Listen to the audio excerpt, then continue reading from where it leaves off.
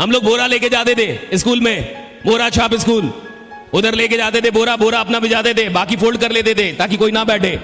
Master को पता था कोई पढ़ेगा नहीं और बच्चे पहले से तैयार थे, औकात है तो पढ़ा के दिखाओ, सब भाग जाते थे। तो अंग्रेजी की परीक्षा हम लोग पार्ले जी और टाइगर बिस्किट पे पास करते थे। मास्टर जी को पार्ले जी खिला दिया 100 में 70 नंबर, और अगर टाइगर भी खिला दिया 100 में 90 नंबर। हिसाब बहुत बराबर था, give and take, give and दो और लो।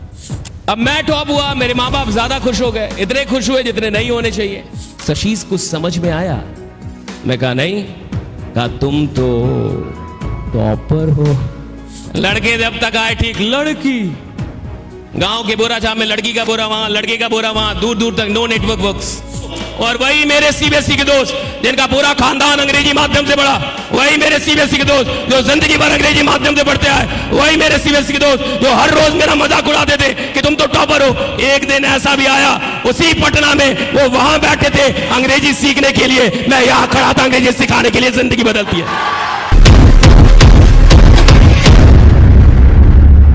हम लोग आए गोपालगंज से। गोपालगंज जान रहे हैं, बिहार में एक जिला है गोपालगंज, वहां बाढ़ प्रभावित क्षेत्र, बाढ़ प्रभावित गांव से मैं निकला। हम लोग बोरा लेके जाते थे स्कूल में, बोरा छाप स्कूल, उधर लेके जाते थे बोरा, बोरा अपना भिजाते थे, बाकी फोल्ड कर लेते थे ताकि कोई ना बैठे। पूरा बोरा भी नहीं भिजाते थे हम लोग, आधा फोल्ड, ताकि कोई और उसका इस्तेमाल ना करे। और हिंदी माध्यम, बिहार से अगर आप हैं आपको पता होगा, मैट्रिक में बिहार में अंग्रेजी अनिवार्य विषय नहीं है। अच्छा, जो विषय अनिवार्य नहीं है उसको कोई नहीं पढ़ता।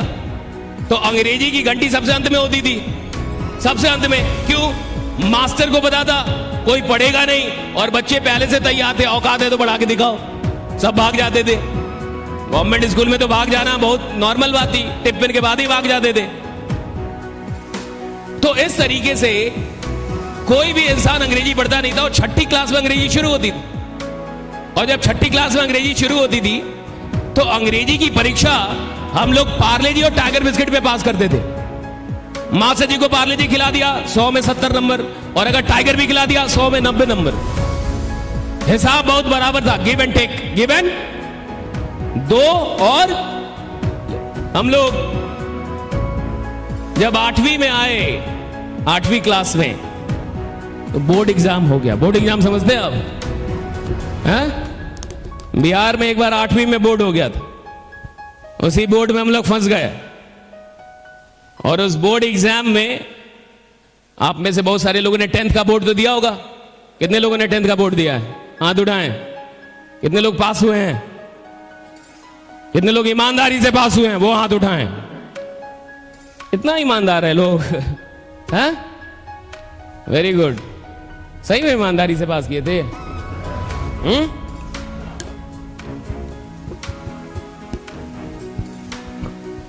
यहाँ झारखंड में ईमानदारी से परीक्षा होता है?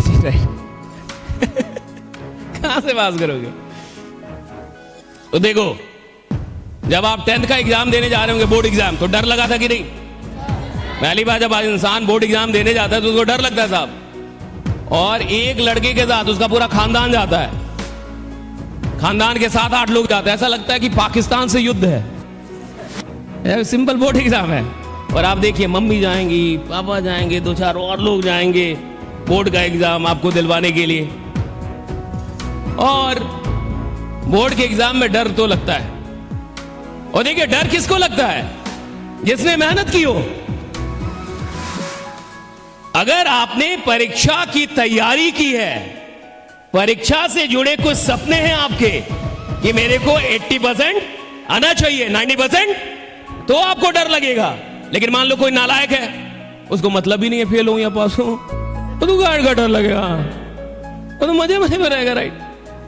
उसको कोई मतलब ही नहीं है रिजल्ट से, राइट? उसको मतलब ही नहीं है मैं फेल हूं या पास हूं। तो देखिए, डर भी उसको लगता है जो तैयारी करता है साहब। डर खराब चीज थोड़े है, डर का मतलब है तुम तैयारी कर रहे हो। हर आदमी को थोड़े डर लगेगा। डर उसको लगता है जो लड़ रहा है, जो कुछ करना चाहता है, कुछ पाना चाहता है। तो अगर आपको कभी डर लगे तो ये मत समझिए कि गड़बड़ है। डर लग रहा है यानी ठीक है, आप तैयारी कर रहे हैं, कुछ कर रहे हैं आप। नालायक आदमी को किसी बात की डर नहीं है जी। तो 8वीं की एग्जाम में क्या हुआ? सौभाग्य या दुर्भाग्य से, फॉर्चुनेटली और unfortunately, I become the topper of my district. मैं पूरे गोपालगंज डिस्ट्रिक्ट का टॉपर हो गया 8वीं की बोर्ड में, राइट। जब रिजल्ट आया, जब मैं टॉप आया तो मेरे माँ बाप बहुत खुश हो गए, इतने खुश हो गए जितना नहीं होना चाहिए। हर चीज एक लिमिट में होना चाहिए। अब मैं टॉप हुआ, मेरे माँ बाप ज्यादा खुश हो गए, इतने खुश हुए जितने नहीं होने चाहिए। मेरे पिताजी ने मिठाई लिया और पूरे गांव में मिठाइयां बंटवाई। जहां जहां मिठाई बटा मेरा एक ही काम था, पूरे गांव का मैंने आशीर्वाद लिया। और गांव में जलन बहुत है। गांव के लोगों को आप कितने भी बड़े टॉपर, वो अपना एग्जाम स्वयं लेते हैं। तो गांव में क्या था कि कई लोग पूछते थे कि अच्छा आप टॉप आए हैं तो ये बताइए। हम कहते थे आप 2 मिठाई खाइए, पूरा गांव बाकी है, बाद में फरी आएंगे, राइट। कई लोग को एग्जाम तक याद होता है, एग्जाम के बाद याद नहीं होता। होता है कि नहीं ऐसा? एग्जाम था भैया, याद था, एग्जाम नहीं है, अब काहेगा याद रखना। तो बहुत सारी चीजें आपको याद नहीं रहती। और इस तरीके से जो पूरे गांव में मिठाइयां बटी, तो मेरे जो पटी पटीदार थे, पटी पटीदार समझते हैं आप? रिलेटिव्स, पड़ोसी, रिलेटिव्स, रिश्तेदार, तो वो ऊपर ऊपर से बहुत खुश थे कि फलना का लड़का टॉप आ गया। अंदर अंदर से उनको बहुत टेंशन था कि फलना का लड़का टॉप आया कैसे। जलन समझते हैं आप? गांव में जलन बहुत। आप एक नई कार लीजिए, नई कार भाड़े पे, और उस कार को लेके गांव जाइए और 2-4 चक्कर घुमा के और शहर आ जाइए। 2 दिन में अफवाह फैल जाएगा कि आप बिहार में शराब का धंधा कर रहे हैं। तुरंत अफवाह फैला देंगे लोग कि आप कुछ गलत कर रहे हैं, आप 2 नंबर का धंधा। जलन। अच्छा, पड़ोसी पूछने नहीं आएगा आपसे कि आपने कार कैसे लिया, कहेगा हम जाएंगे उनसे पूछने। हाँ, तुम क्या साला प्रधानमंत्री हो, राइट? अडानी हो, अंबानी हो तुम? कहते हम जाएंगे। जलन देखिए कितना है, पूछने भी नहीं आएगा। तो मेरे जो पटी पटदार थे, उन्होंने मेरे पिताजी को मोटिवेट किया कि ऐसा लड़का तो पूरे खानदान में पैदा नहीं हुआ। 2-4 लोग इससे भी आगे निकल गए, बोले पूरे गांव में नहीं पैदा हुआ। कुछ लोग कहे जिला में नहीं पैदा हुआ। अब आप कंजूसी छोड़िए और इसको पटना लेके जाइए। पापा को भी लगा कि कुछ खतरनाक पैदा किया है। किसी को भी भ्रम हो सकता है जी। अगर कोई आपसे 10 बार बोले कि आप बहुत स्मार्ट है, बहुत स्मार्ट है, बहुत स्मार्ट है, बहुत स्मार्ट है, और 10-20 लोग रोज आपसे बोले आप बहुत स्मार्ट है, तो आपको लगेगा मैं रांची में क्या कर रहा हूं, मुंबई क्यों नहीं जाता, राइट? एक बार एक आएगा फालतू कहता टाइमर बात कर रहा, मेरे को मुंबई जाने का चाहिए। लग जाता है ऐसा। आप देखिए, मेरे पिताजी को लोगों ने कहा कि आपका लड़का बहुत टैलेंटेड है, कंजूसी छोड़िए, पटना लेके जाइए। पापा को भी लगा कि खतरनाक लड़का है, वो लेके सच में पटना आ गए। मोटिवेशन में देखिए कितनी शक्ति है, बहुत शक्ति है, राइट? मेरे पिताजी उठे तो एक बात समझ में आया, आप विश्वास नहीं करेंगे।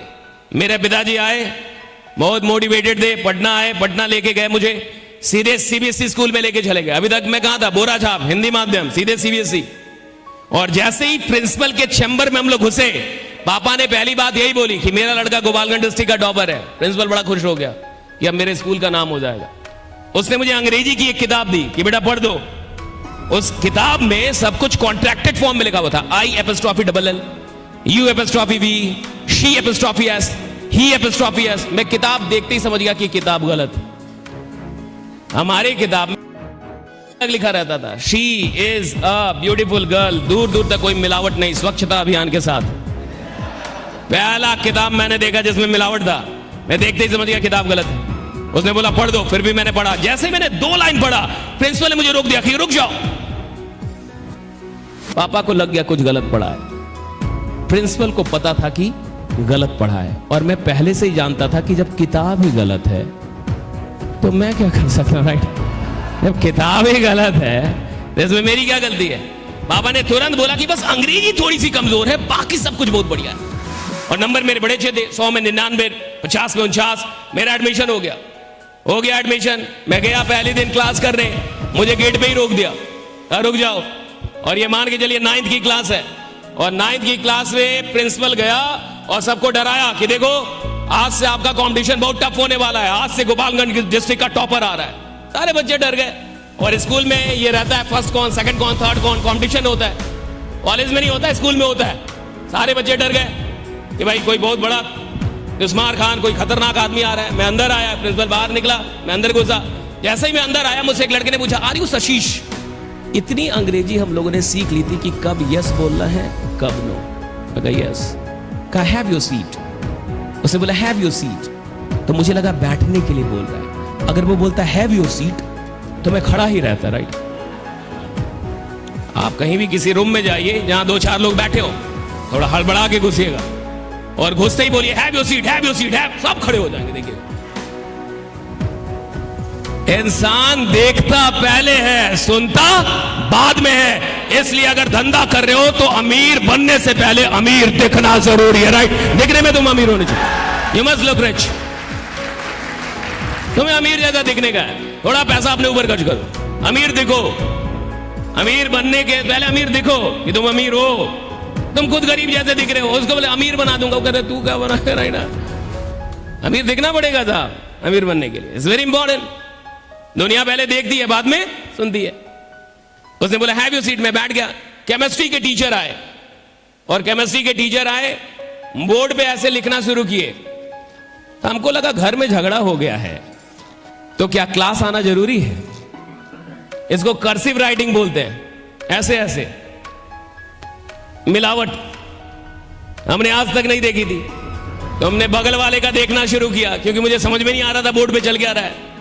बगल वाले का मैंने देखना शुरू किया, बगल वाले ने देख लिया कि सशीश देख रहा है। जैसे ही केमिस्ट्री के टीचर बाहर गए, उसने मुझसे पहला सवाल किया, सशीश डिड यू गेट एनीथिंग? मैंने कहा डिड यू गेट एनीथिंग? मैंने कहा तो समझ गया कि इसको अंग्रेजी नहीं आती। तो उसने हिंदी में मुझसे पूछा, सशीश कुछ समझ में आया?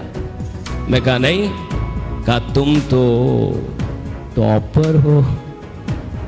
एक को पता चला, दूसरे को पता चला, पूरे क्लास को पता चल गया कि मुझे समझ में नहीं आ रहा। तो जब सारे क्लास को पता चल गया कि मुझे समझ में नहीं आ रहा, तो क्या आके एक एक करके कंफर्म करना जरूरी है? बट सीबीएसई के दोस्त हर क्लास के बाद एक एक करके आते थे और मुझसे पूछते थे, सशीश को समझ में आया? मैंने कहा कि नहीं। तुम तो टॉपर हो। लड़के जब तक आए ठीक, लड़की गांव के बोरा छाप में लड़की का बोरा वहां, लड़के का बोरा वहां, दूर दूर तक नो नेटवर्क वर्क्स। उसमें भी हम लोग मास्टर जी के चहते वाले स्टूडेंट। मास्टर जी का लोटा कौन लाएगा, मास्टर जी का पानी कौन लाएगा, मास्टर जी का भूजा कौन लाएगा, मास्टर जी का चेयर, वो वाले मास्टर जी से जुड़े हुए लोग। लड़की जैसे सच्ची में नहीं आ रहा। राइट, ये बता यही पूछेगी। And for 8 and 9 months, I struggled to cope up with English medium school. Right, I tried very hard to understand the things in English medium, but I could not. बड़ी कोशिश की कि मुझे चीजें अंग्रेजी माध्यम में समझ में आ जाए, बट नहीं आई। और 8 से 9 महीने के बाद when one day I could finally realize that I cannot go with CBSE, I went to my father, surrendered before him, saying, पापा मुझसे नहीं होगा। और अगर मैं CBSE में रहा तो मेरा तो 1 साल जाएगा। नाक आपकी कटेगी। मिठाई आप बंटवाए थे, मैंने मना किया था मिठाई मत बंटवाइए। राइट, पापा समझ गए। गांव के लोग बोलेंगे 8वीं का टॉपर मैट्रिक में। पापा को बोला मैंने क्या इज्जत रहेगी? पापा समझ गए इज्जत नहीं रहेगी। पापा को मेरी बात समझ में आई और वो मुझे मेरी औकात पे लेके आया और मैं हिंदी माध्यम में आ गया। फिर से सीबीएसई स्कूल छोड़ दिया, अपनी औकात में आया। आई पास माई 10th matriculation, then I passed my intermediate, and after passing my intermediate, I started learning English. कहां से? He is a boy, she is a girl, that is a fan, that is a table, that is a podium. बिल्कुल basic से मैंने सीखना शुरू किया। And it took me 8 and 9 months, और मुझे लगभग 8 से 9 महीने लगे। And after 8 and 9 months, I was the youngest faculty of English in Patna. मैं पटना के बड़े बड़े ब्रांड्स में 17 साल की उम्र में मैंने पढ़ाना शुरू कर दिया था। जितने भी टॉप ब्रांड्स है पटना में इंग्लिश के। Right, and what happened one day, और एक दिन क्या हुआ, I was given an advanced English batch, and what happens in advanced English batch is that the teachers are not allowed to speak in any other language except English. So I took the class for 1.5 hours complete in English. Advance English की batches में क्या होता है कि शिक्षक को किसी और भाषा में बोलने की इजाजत नहीं होती। तो मैंने लगभग 1.5 घंटे की क्लास बिल्कुल अंग्रेजी माध्यम में ली, एकदम अंग्रेजी बोल के ली। और जैसे ही मैं क्लास के बाहर आया, as I came out of the class, suddenly girl followed me. एक लड़की ने मुझे फॉलो किया एंड शी नॉक्ड मी, उसने मुझे नॉक किया। She asked me, hello are you Sashish? उसने मुझसे पूछा क्या तुम सशीश हो? मैंने कहा yes I am Sashish. What क्या बात? उसने मुझसे दूसरा सवाल किया, have you been living in Patna for the last 5 and 6 years? क्या आप पटना में पिछले 5-6 वर्षों से रह रहे हैं? मैंने कहा कि yes. I have been living in Patna for the last 5 and 6 years. What for? उसने मुझसे तीसरा सवाल किया. Have you were in Krishna Central School? क्या आप कृष्णा सेंट्रल स्कूल में थे? मैंने कहा कि yes, I was in Krishna central school. उसने मुझे चौथा सवाल किया. डू यू नो फलना फलना फलना फलना फलना फलना फलना फलना, क्या आप फलना फलना फलना फलना को जानते हैं? मैंने कहा कि यस आई नो फलना फलना फलना फलना फलना. क्या बात है? कहा कि कहां जानते हो? मैं ही तो हूं, और वही मेरे सीबीएसई के दोस्त जिनका पूरा खानदान अंग्रेजी माध्यम से पढ़ा, वही मेरे सीबीएसई के दोस्त जो जिंदगी भर अंग्रेजी माध्यम से पढ़ते आए, वही मेरे सीबीएसई के दोस्त जो हर रोज मेरा मजाक उड़ाते थे कि तुम तो टॉपर हो. एक दिन ऐसा भी आया, उसी पटना में वो वहां बैठे थे अंग्रेजी सीखने के लिए, मैं यहां खड़ा था अंग्रेजी सिखाने के लिए. जिंदगी बदलती है, लाइफ चेंजेस साहब, लाइफ चेंजेस. कौन कहता है जिंदगी नहीं बदलती? और उस दिन मैंने उस लड़की से पूछा था, कुछ समझ में आया?